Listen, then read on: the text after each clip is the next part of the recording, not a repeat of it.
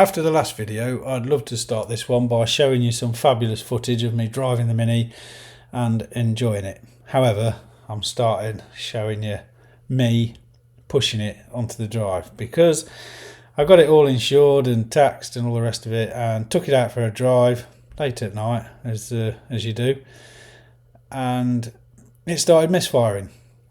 I was actually going to pick my son up from work, started misfiring about a mile before I got to him.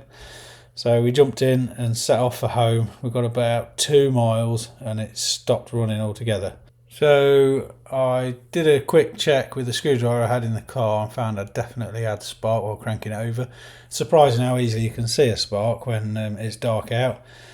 And then I called the AA. They sent somebody out who checked for fuel. There was a little bit of fuel on the spark plug, so pretty sure we got fuel. And that was all they could do, so I had to sit and wait for recovery, and the recovery took ages. I think it was about 11 o'clock when I first broke down. I got home at 3 a.m. and I was about 3 miles away from home, so that was annoying. So I'm going to start this video by digging in and seeing what the problem was. I decided the first place to look is in the cylinders themselves. So I pulled the spark plugs out. We had a look the night before, and the AA guy and I, and thought we could see a bit of fuel on them. So I thought I'll pull them all out and have a good look at them. And as you can see, I just gave one a little bit of a sniff just to check that it's got fuel on. And all 4 spark plugs definitely had evidence of fuel on them.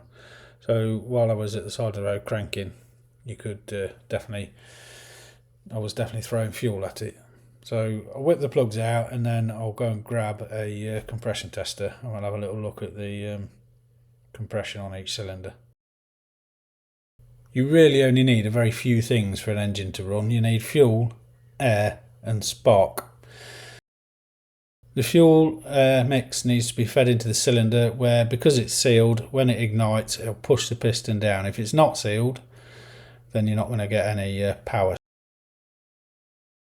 In this case, I proved I've got spark, I proved I've got fuel, and there's no air restrictions. The air is definitely getting into the engine. So bring out the compression tester just to see if there's any pressure being generated in each cylinder. So take the spark plugs out, connect the compression tester to the spark plug hole, turn the engine over, and as I quickly found out when I did this, I started at number 4 and I've got 25 psi.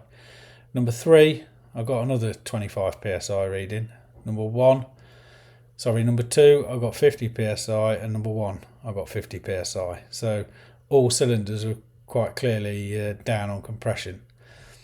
So I jumped in and started stripping the head off, because there's a few things that can cause low compression. You can have damage to the valves, you could have damage to the pistons, you could have damage to the bores, the piston rings, but also you could have a blown head gasket.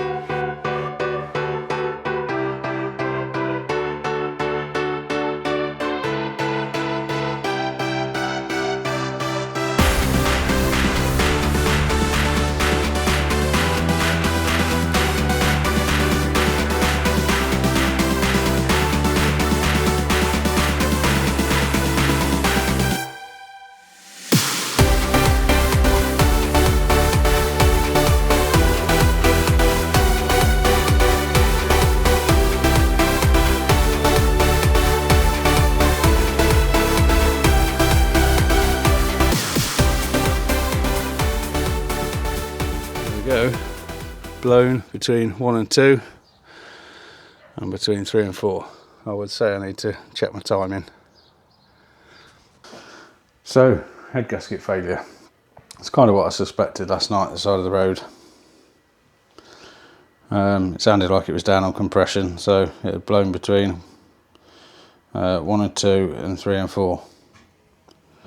This head's had a couple of head gasket failures before on different engines, so I need to check it's flat. I need to check the timing. I've tried to check it before, but there's no mark for TDC on number 1, so at least I'll be able to mark that when while the cylinder head's off before I put it back together. So yeah, a bit disappointing, but never mind. I'll have to order a gasket set, put it back together another day. This cylinder head has been fitted to a couple of different engines. This is the original cylinder head off my original A series before I put the 1275 head on. And I had a head gasket fail on there, but I was always being a bit silly with the timing on that as well. It also had a head gasket failure when it was on this engine for Steve, when I bought the engine off Steve. So it makes me wonder if it's flat. So I've just done a few little checks with this steel ruler, which is a pretty straight edge. I can't really see any kind of defects in this area. So I think the fact that it blew between 1 and 2 and 3 and 4, or whichever way around, I think that shows to me that it wasn't a flatness issue and more a timing issue, because if it was just because it wasn't flat, I don't think it would have failed in both these places. It would have failed in more places.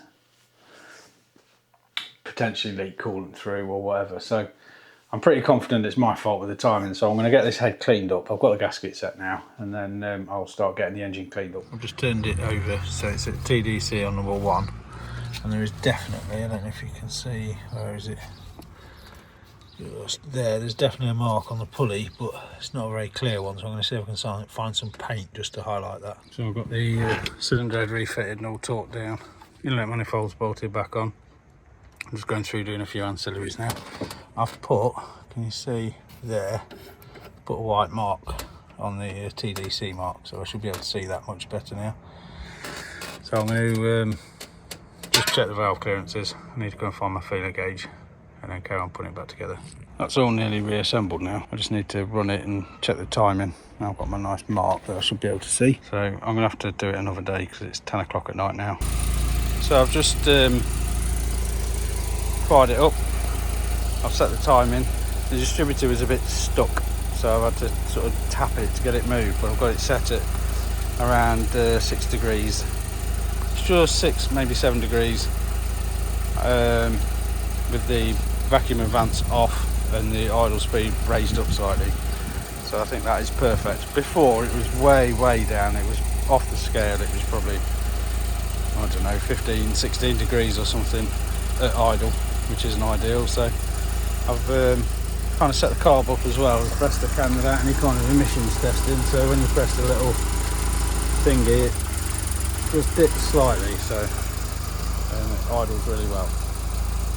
So I'd say that's a job well done. I still need to fix the exhaust blow from the joint at the back.